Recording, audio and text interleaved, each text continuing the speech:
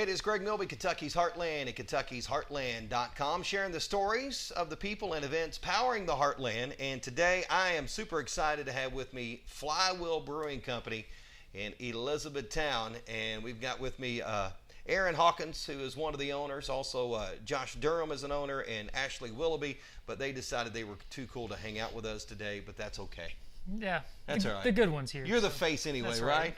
The pretty face. Since they'll be watching this or hearing this later, there's nothing they can say to us about that. No. All right, so Flywheel Brewing, 216 South Mulberry. 218. 218. Sorry. 218 South Mulberry, E-Town.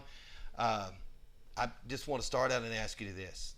How did this crazy dream of starting a craft beer brewery in Elizabethtown happen? It's good to have dreams. I have dreams. Aaron, I have quite a few dreams, but having the first brewery in this county since Prohibition, how in the world did you guys come up with this? I guess the first thing I could say is scary. No, like a lot of small breweries starts out with a group of people. Usually they homebrew together. We homebrewed, the three of us, together for a year or so. We had previously homebrewed before that. We'd been doing it for a while, and one day, like most people, we had a few too many beers while you're homebrewing, and we got the idea, said, you know what, E-Town could use a brewery. And so once we sobered up a little bit, we thought, maybe not. And then we started talking some more and said, you know what, this has some legitimacy. Maybe we should look into this. So we actually looked at different communities. We looked at Bardstown, we looked at Owensboro, we looked at some similar communities the size of E-Town. We knew we didn't want to go into Louisville. We thought that might be saturated, but with a brewery, it seems like a brewery open every month up there, maybe not. But we didn't want to go to Lexington. Some of that was both saturation and also because of where we were. Two of us had full-time jobs, so we knew we couldn't really travel too far away. So we looked at kind of the regional area, and everything always kept coming back to E-Town, right off the interstate. So that's right there. That's a main plus. There's not one within 45 miles of E-Town. From E-Town, the closest one you have north is Louisville. Closest one you have south is Bowling Green. Closest one east is Danville. Closest one west is Hopkinsville/Paducah.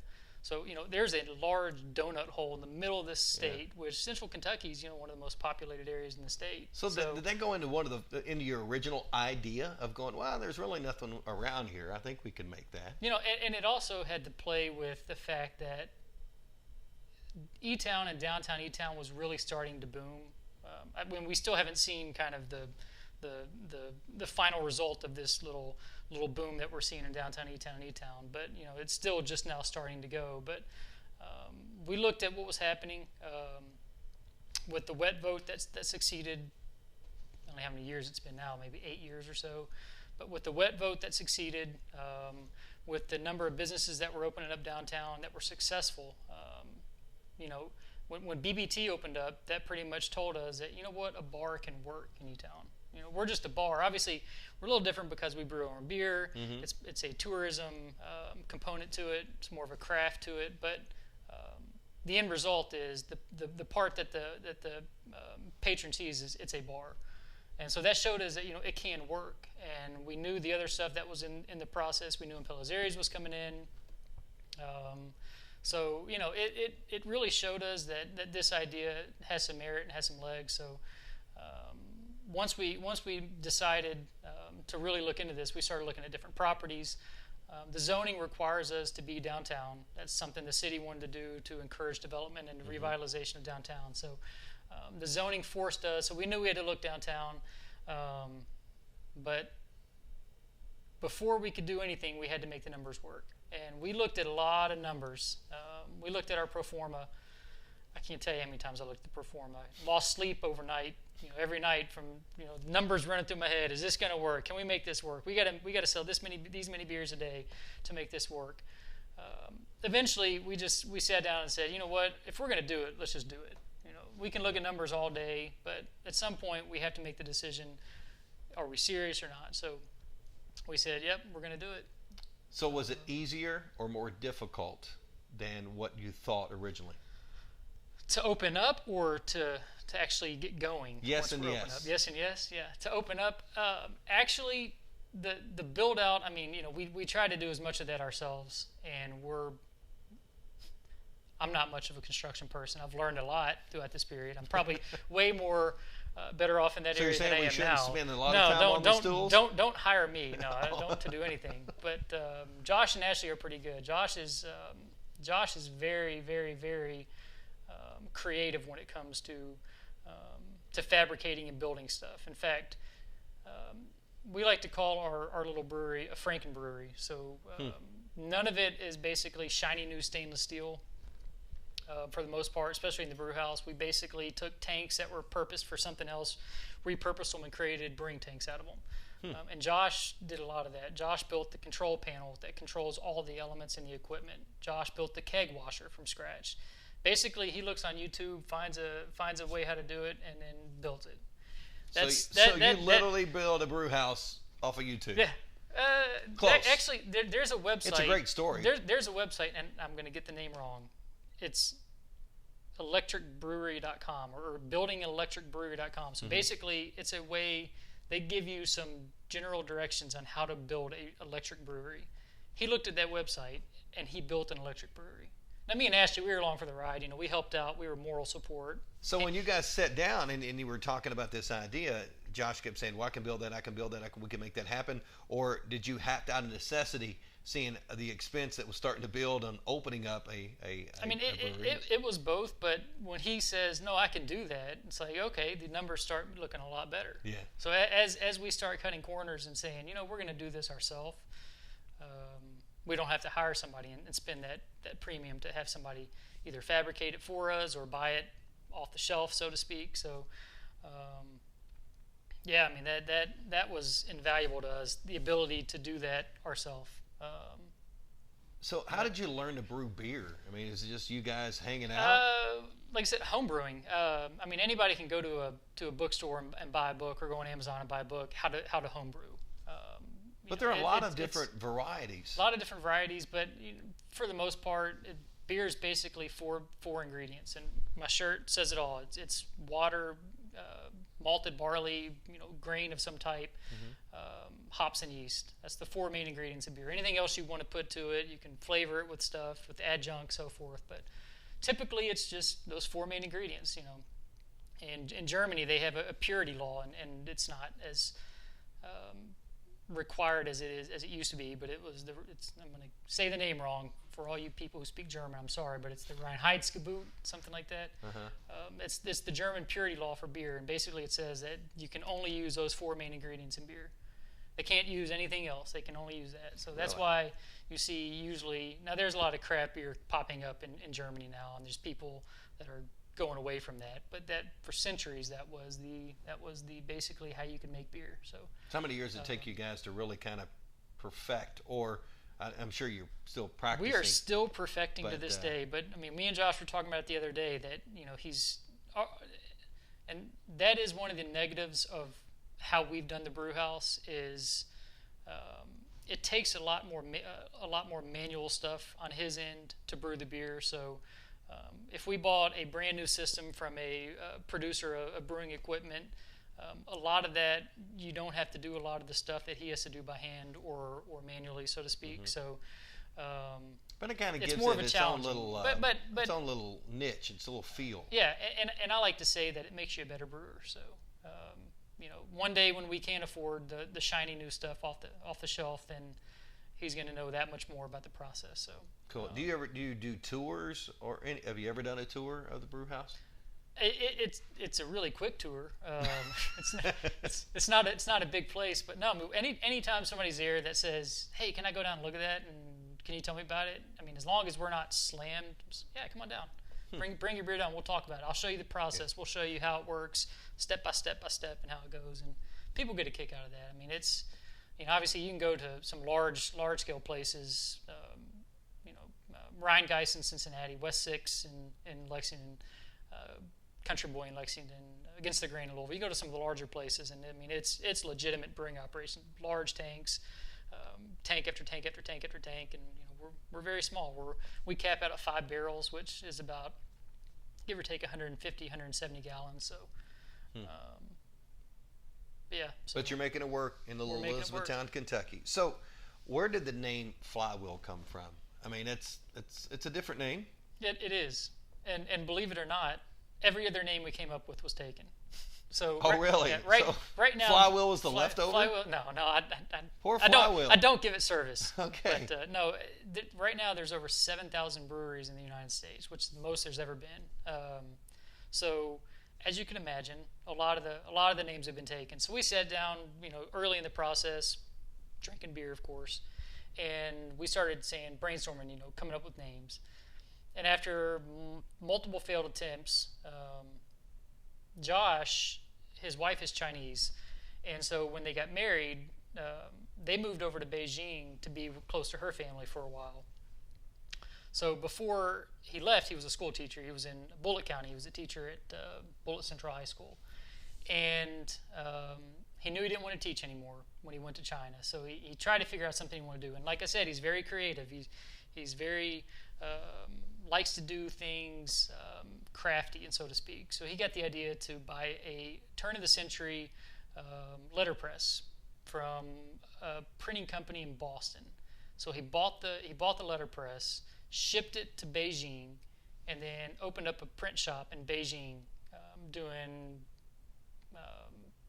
invitations and business cards and craft things that you can't just order online. I mean, this is stuff that nobody has this skill anymore. So he ran a business for I think they were there 4 years, and when they decided to move back, he sold the business, sold the equipment to somebody, and then moved back. Well, he found one in North Carolina. He bought that one in North Carolina, and as we were coming up with the names, he goes, I got an old Flywheel in the garage, and we started thinking about it, and like, Flywheel Brewing. It's like, that kind of has a ring to it. It's kind of neat. And a flywheel was used to help power the Industrial Revolution, and there's this new revolution of craft beer going on right now, and we thought, Flywheel powering the craft beer revolution. Why not? It all rings, it works, and then we had the idea of let's put the print press in the tap room. So it's kind of a mascot, kind of a neat thing. People don't see that very often, and we put it in there. It's actually a functional letterpress. He doesn't have the time to do stuff on it like he would like. He's done a few things. We did our initial business cards on it. We did some New Year's Eve tickets on it, but it's just, so that's where the name came from. That's a pretty cool story. I'm glad I asked that. That's very unique. So speaking of unique, what do you think makes Flywheel unique?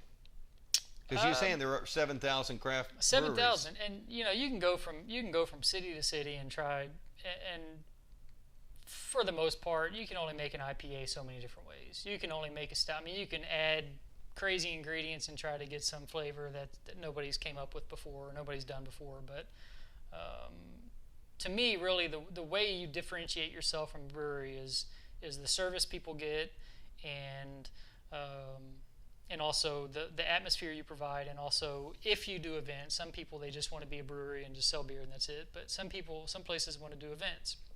So the quality of the event that you provide. So to me, that's how you differentiate yourself from other places. Unfortunately, craft beer does have a connotation that it's snooty and, I drink craft beer, I don't drink the light stuff, which we try not to take that approach. We have people come in the tap room all the time and say, I don't drink craft beer, I drink Bud Light. Do you have that on tap? And we say, we don't sell Bud Light, we just sell what we make and then a few select choices from around the region. Let me let you try this. This is something that we kind of brewed we think it's comparable.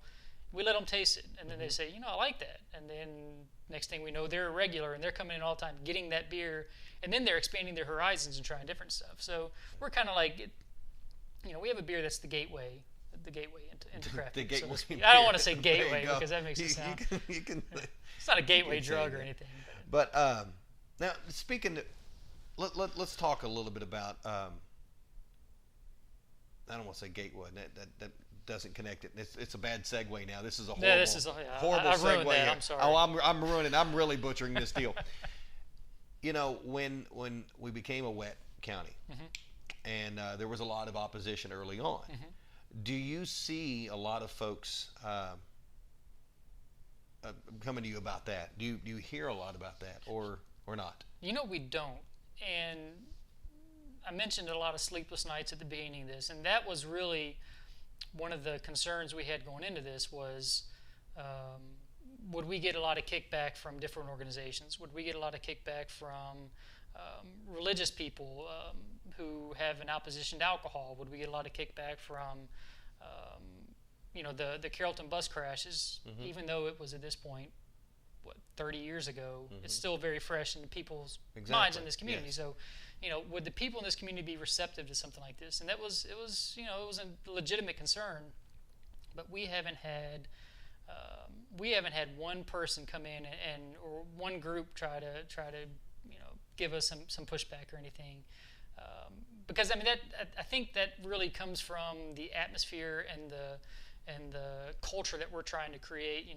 I think on our bio on Facebook we put that we're trying to create a responsible beer culture in E-Town. And I think, and I was going to say that, and I was going to defend you with that you guys do have a very, very nice culture there, and you guys watch what's going on, and it's a craft beer.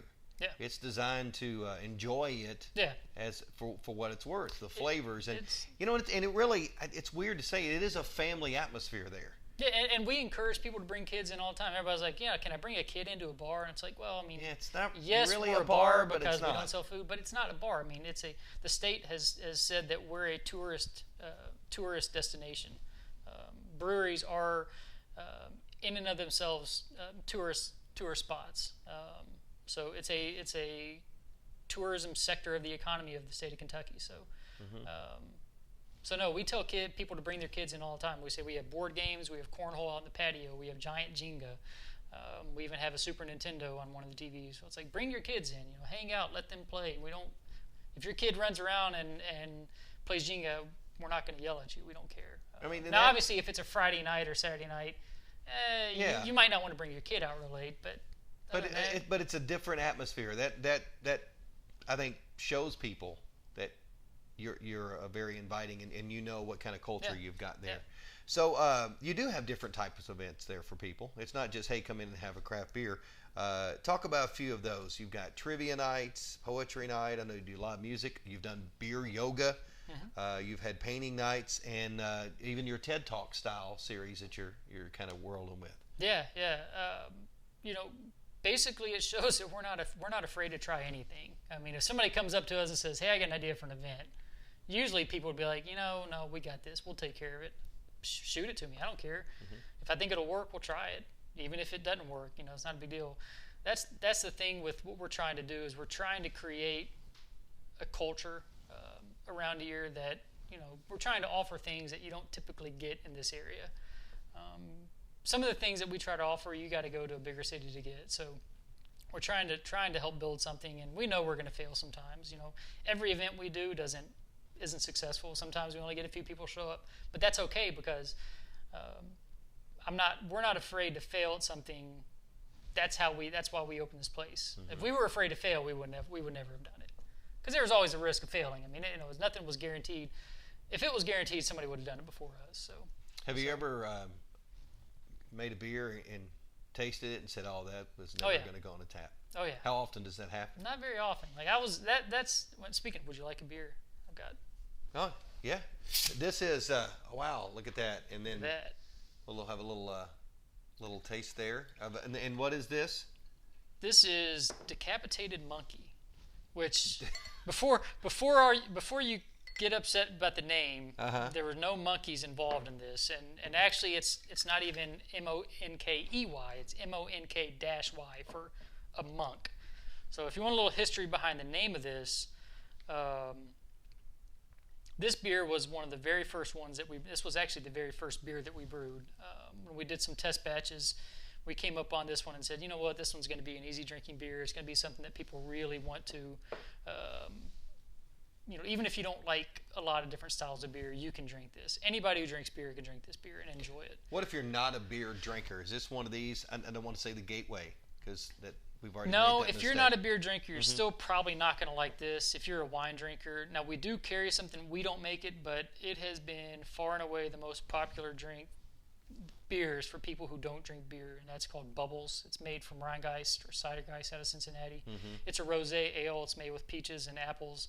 I've had that before, and it's actually my pink. friends It's have actually made fun of me. pink in color. I mean, it's a fantastic drink. I'll drink it. I don't care. Did you hear that, Damon Barnes? See, it's not bad, Damon. I promise you. Doesn't. Barron will drink it. I'll drink it. But no, that's what we get people and say, you know what? Try this. I guarantee you, if you like wine, you'll like this beer. And they always say, oh, that's good. It's like, yeah, it's good. I mean, it's So is that one of the first ones that you produced? This one is. Now that one, we don't make that one, but this one. So the decapitated monkey. So basically, the original name for this beer was going to be Thelonious Monkey, based off the jazz musician Thelonious Monk. Monkey because it's a cream ale, and we use a Belgian yeast strain on it. So typically when you do a cream ale, you use like a California yeast or something, which is basically just a very generic yeast that's going to not impart a lot of character, a lot of flavor. But we put a Belgian yeast strain, which gives you some banana esters and some little bit of clove flavor to it. But so when the Thelonious Monkey, it was going to be cheers. That's a first. First beer on this podcast. Yeah. First video beer on a video cast and podcast right here. There we go. There you go. But no, and it was going to be. So the monkey was going to be because Belgian monks. It's kind of like a kind of a typical thing, and then monkey with the Y because kind of has that banana flavor. So monkeys, bananas, so forth. Well, when we first brewed it, we didn't brew it exactly like we anticipated, and it didn't retain a head. So beer is supposed to retain a head, and as you drink it, the head goes down and laces the glass. And what that means is you get those nice foam lines as the beer goes down. It didn't do that, so we said, this is a headless beer, so we said, well, let's call it Decapitated Monkey, just jokingly. And we did that the very first one, anticipating the next time we did it, we were going to do it right, and it was going to have the head retention and do everything. People flipped over the name when we first opened, and we can't change it now. You can't change it. Can't change it. It is what it is. And this beer is by far our greatest seller. We didn't anticipate that at all. Huh. This is probably 2 to 1 to the next closest thing. You could take all our IPAs combined, and this is about the same volume as all the IPAs combined. So, what do you spend more time doing? Working on what flavor you're going to have, or what name it's going to have? It's hard to come up with the name. That's important, because when you look at the menu, you're looking at the name. And to be honest, I think the name sells this half the time. We had people we've been doing a lot of festivals lately because summer is the beer festival season. And at the Kentucky Craft Beer Festival, which was down at the new location at 100 Haycraft Street 2 weekends ago, we had somebody come up and say, I have no idea what it is, but I got to try Decapitated Monkey because I like the name. And they liked the beer, but it was like the name is what sold them. So right now we're distributing, and we started with distribution to some accounts with our wheat, but we're going to transition to this just because I think the beer itself will sell really well in distribution, but also the name will sell itself. So, I'm very impressed by that. Now, you have all kinds of flavors. Now, at the time that we are recording this, you had one keg of a beer that was, I guess, hidden or lost in a cave. Yeah, I don't know what happened to it. I got misplaced somewhere. And our office was very excited about it. Yeah. So was I. And I just think it's very interesting what it's made of. So explain. Yeah. So I mentioned the wheat that we distribute, and it's just it's a classic Hefeweizen style wheat. Nothing super different from general Hefeweizen style. But Kenny and Joe, the organizers of the Craft Beer Festival, said, you're the premium, you're the head beer sponsor. You can have 8 kegs. And at that point, I didn't realize that. And we didn't have 8 kegs set aside. We only had 6. And I told him, I said, well, we can do 6 kegs. We don't have 8. And then I started thinking, I was like, you know what? Hold that thought. Let me see if we can come up with something completely random, and we'll get you those 2 extra kegs. So we had the idea that, or I'm not going to take all the credit, but I had the crazy idea. Hey, they're not here. Go ahead and take it. They're not here. I'm going to take all the credit. So, no, let's take some beers that we have, pull a keg off, do a one-off, and add some extra ingredients. So what we came up with was we took the wheat and we aged it for a week over serrano peppers and lime peel.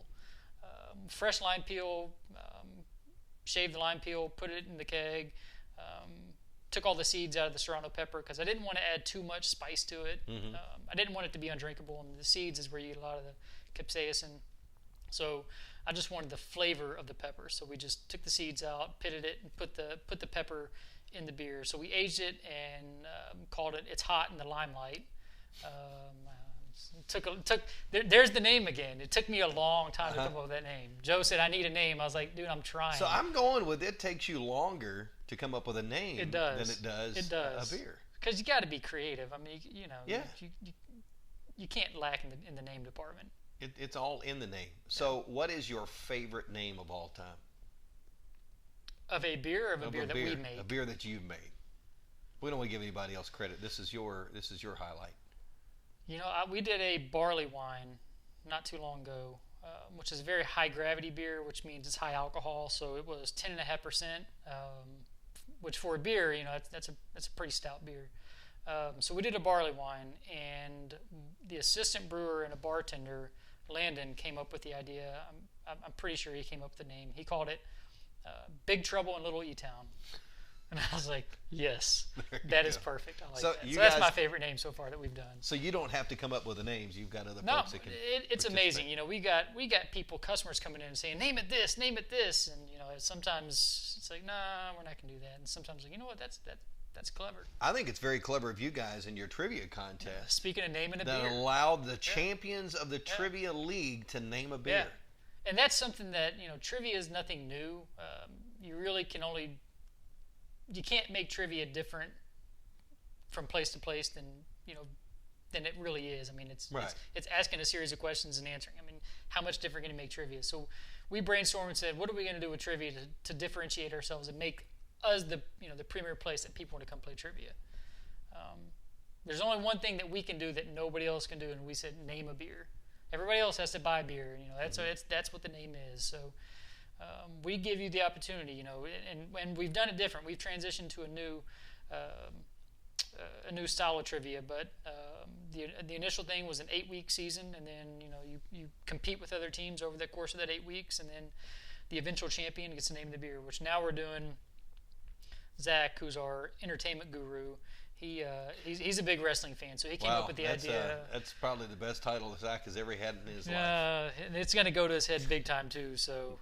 It's not a shock either. No, he came up with the idea of let's peg it to wrestling, which I said I'll give you one season, and if it works, congratulations. Otherwise, we're going back because I don't watch wrestling. But it's interesting. We got a big championship belt. We had a custom-made belt that people get to walk around with and pose with, which is it's really cool. But basically, you have to win the belt and then defend it for 4 weeks, and if you do that, you name a beer. So now the season never ends. There's no dead period. But if you want to take a break, you can take a break, come back, pick up, win the belt, defend it, and then you win. So I think that is crazy. So I think it's a great idea. So is it true that you brew a beer with bacon juices? We haven't done it commercially yet. So there is some truth that there's bacon in beer. So me and Ashley. Before Josh moved back from China, me and Ashley were brewing together for several years, and I don't ask me how we came up with this. We were just talking one day, and one ingredient came up, and so we started adding ingredient after ingredient after ingredient, and we came up with what we called, it's been so long, the Smoky Pig. And so what we did was we did a smoked porter with bourbon, maple syrup, and bacon. And so we actually made a tincture with the bourbon. So we took bacon and put it in the bourbon for 2 weeks, let that infuse and make a tincture out of that, and then we froze the bourbon, skimmed off all the fat, and then we brewed the smoked porter. Nothing special about that. And then after it fermented, we added the bourbon for flavoring, and then we primed it with maple syrup. So all these different flavors, tons of different just complex flavors that are coming together. And it was one of the best beers that we did on a homebrew scale. So unfortunately, I think to do that on a larger scale to sell commercially might be too expensive. We might have to charge $12 a glass, but we might try it out. Is there anything that you've dreamed of using that you've not used yet? I mean, because it sounds like you guys have used a lot of different things. I mean, you haven't used a kitchen sink yet. No, we've done everything but that. Yeah. No, one thing that I wanted to really get into was do wine barrels. Like, everybody does bourbon barrels, but I mean, wine barrels is kind of like a newer thing. There's a lot of breweries that do it, but one thing that I really wanted to try out and do was age something in a red wine barrel. We were given a barrel from Jester's Winery down in Lebanon, and we've done one beer, a wheat, in the red wine barrel, and now we've got a Flemish ale, which is a sour ale. We're aging that in the red wine barrel as we speak. So we'll how long does it take to make a beer? Is it I guess, because I'm a beer novice here. Sure. I mean, can you turn it pretty quick, or does it take a lot longer? All things considered, when you're thinking of alcohol, people think of bourbon in this state, they're thinking 8 years, 4 to 8 years. It's like, it takes forever to do. From grain to glass, you can probably do it in as little as, 2.5 weeks. We take a little longer just because we try to let it attenuate fully and sit longer, and then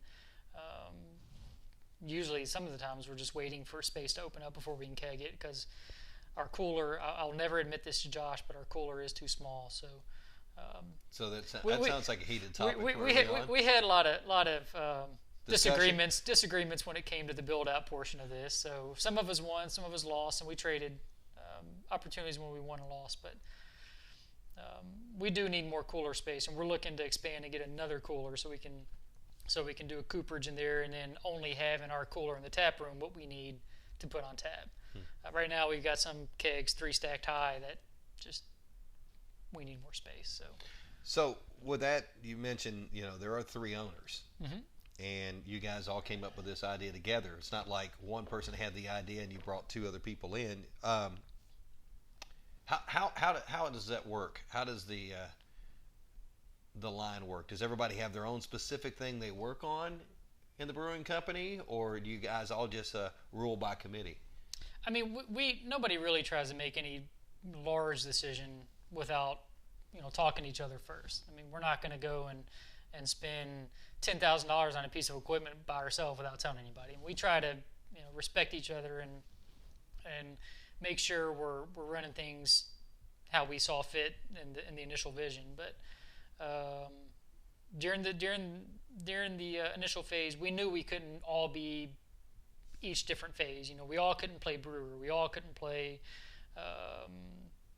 numbers guy. We all couldn't play front house management person. So, like I said, Ashley and myself both have full-time jobs. So, by that virtue, we're not able to be there as much. This is Josh's full-time job, so he became the head brewer.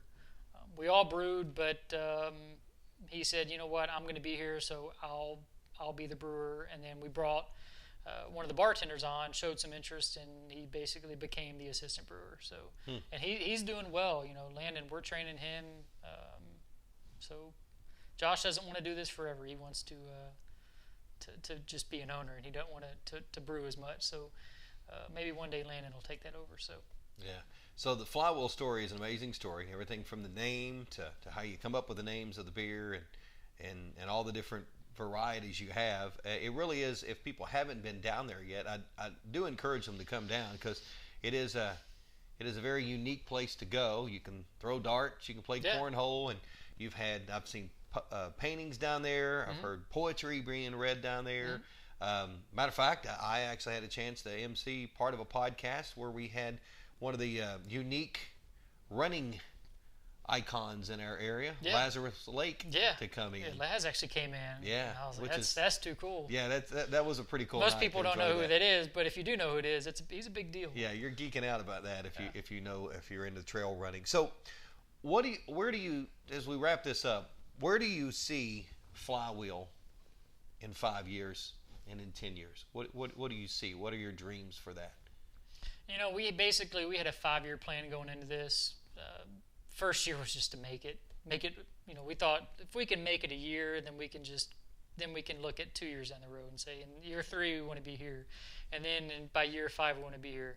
The support we've got from this community has far exceeded what we anticipated. I mean, it's been amazing, the support and you know, the continued support. It's not just somebody coming in once and saying, I've been there, I'm not going back. You know, they come back, and they every different event we have, they come, or they just come to hang out. So that's been great. But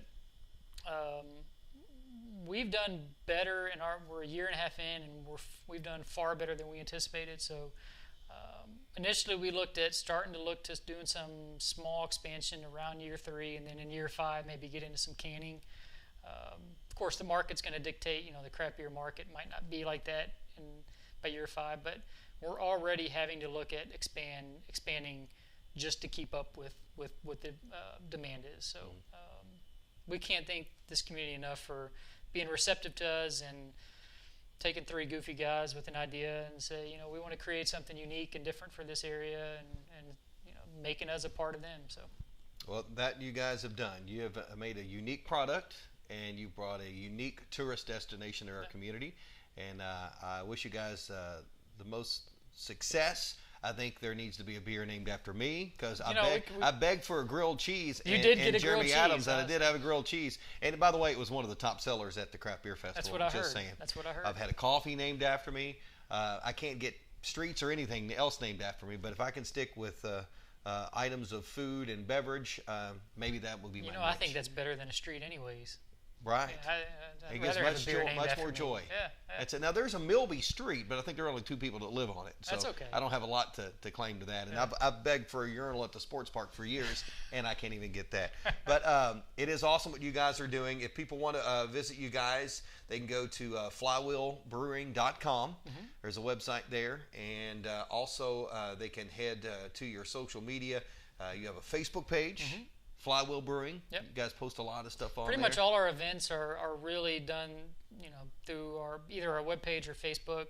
It's just easier that way. You reach more people right now on Facebook. So if you ever have a question about an event, it's probably going to be on Facebook. So. Yeah. I also have an Instagram at Flywheel Beer, and there's also at Flywheel Brewing. I mean, there were like 2 of them there, I think. It's very interesting. Yeah. But that's okay. You can do that. Yeah, you know. And you do not have a MySpace page, which I think makes you cool. Because Tom invited us, but we just decided right. not You didn't to. want to be his friend. No. He just wanted a beer is what he wanted. Yeah. All right, Aaron, good to see you, man. Yeah, Thanks for sharing your story. Thanks for having us on. You are one of the things that power the Heartland, and that's kind of what Kentucky's Heartland is all about. So we'll have the information linked as well on our website at kentuckysheartland.com. Invite you down to see him again, 218 South Mulberry. And you know it's a legit place when it's right next to the police station. That's right. People ask us all the time, aren't you concerned about being close to the police station? It's like, no. We've used them more than they've hurt us. Yeah. You know, we've had to call them a few times. They come over and they solve any issues. And in fact, you know, when they're off duty, they come and hang out too. So not a bad deal. They're good neighbors. All right, Flywheel Brewing Company, one of the things that powers the Heartland. It is Greg Milby. This is Aaron Hawkins. Thanks for watching.